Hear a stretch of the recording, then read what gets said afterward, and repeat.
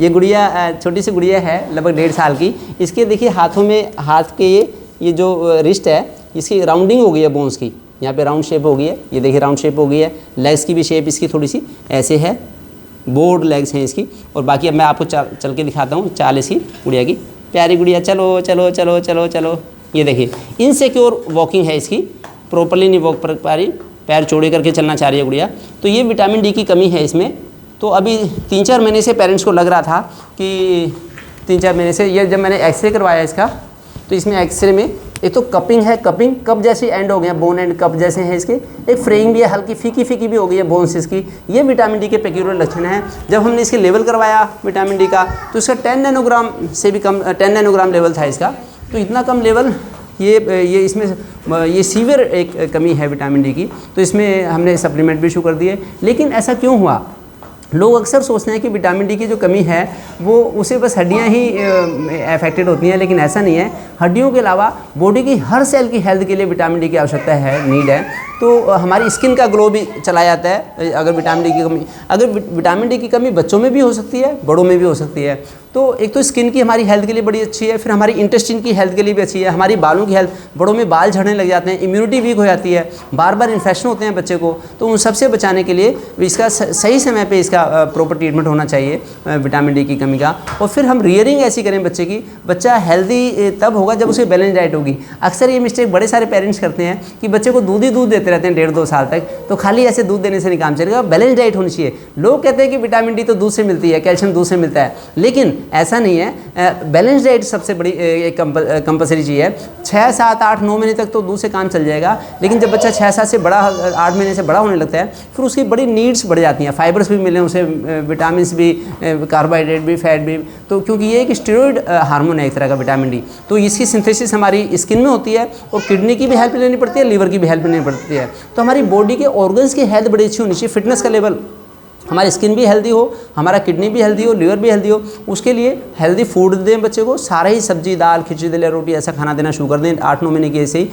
6 महीने पे इंट्रोड्यूस कर देंगे हम तो वीनिंग तो, लेकिन 8-9 महीने में तो उसे अच्छी खासी मात्रा लेना शुरू कर दे बच्चा।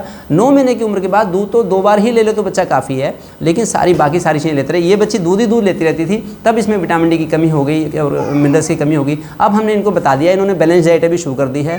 तो इसलिए संतुलित भोजन लें। दूसरा, सन का एक्सपोजर बड़ा अच्छा होना चाहिए, सूरज की रोशनी बड़ी अच्छी मिलनी चाहिए, कम से कम आधे घंटे। तो 30% एरिया एक्सपोज, 30% हिस्सा हमारे शरीर का खुला हो जिस पे कपड़े ना हो, तब आधे घंटे अगर हम रहेंगे सनशाइन में, तब हमें विटामिन डी पूरी फॉर्मेशन उसकी हो पाएगी हमारी स्किन में। क्योंकि जो विटामिन डी की सिंथेसिस होती है वो अच्छी खासी धूप में होती है।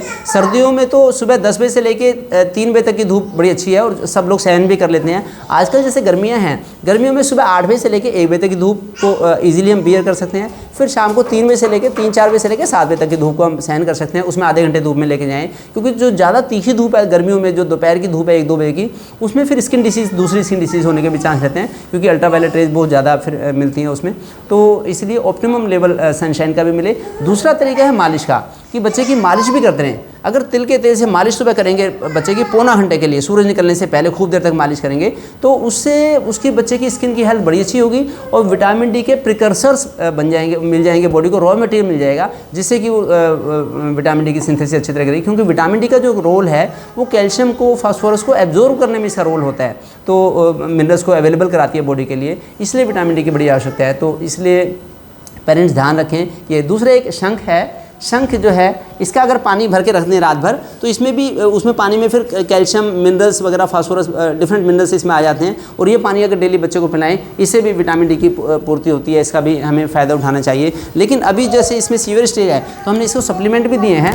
जब इतना कम लेवल है इसका, तो एक तो हमने ड्रॉप्स दिया विटामिन डी की, जो डेली देनी है सुबह शाम इसे, क्योंकि 800 जो इंटरनेशनल यूनिट तो डेली लगभग हमें देनी पड़ती हैं। और या फिर ये शैशे, जो बच्चे डेली ड्रॉप्स नहीं लेना चाहते उनको हफ्ते हफ्ते में एक बार शैशे भी दे सकते हैं हम कुछ दूध में मिला के। एक कैल्शियम मैंने इनका सप्लीमेंटेशन शुरू कर दिया है, एक चम्मच सुबह शाम। जो बड़े बच्चे हैं वो चाहे तो वंशलोचन भी ले सकते हैं, वंशलोचन ले लें। वंशलोचन एक तरह के साबूदाने जैसा वो होता है, वो चबा के खा लेते हैं, मिट्टी जैसा उसका टेस्ट होता है। और बाकी डेयरी प्रोडक्ट्स का ऑप्टिमम यूज़ कर लें, दूध दही जो घी मक्खन है उसका एक ऑप्टिमम रेशनल यूज़ कर लें, बाकी सारे भोजन के साथ बैलेंस यूज़ कर लें, उससे बच्चों को फ़ायदा मिल सकता है। क्योंकि मुझे तो लगता है कि दारा सिंह के देश में, छत्रपति शिवाजी महाराणा प्रताप के देश में, हॉकी के जादूगर मेजर ध्यानचंद के देश में आज विटामिन डी की कमी क्यों हो रही है? क्योंकि पिछले 100 साल पहले ही विटामिन डी की रिसर्च हुई थी, डिस्कवरी हुई थी। और अब देखा जाए तो लगभग 70 से 90% भारतीयों में विटामिन डी की कमी है। क्योंकि और ऊपर से जो लॉकडाउन पीरियड आया है,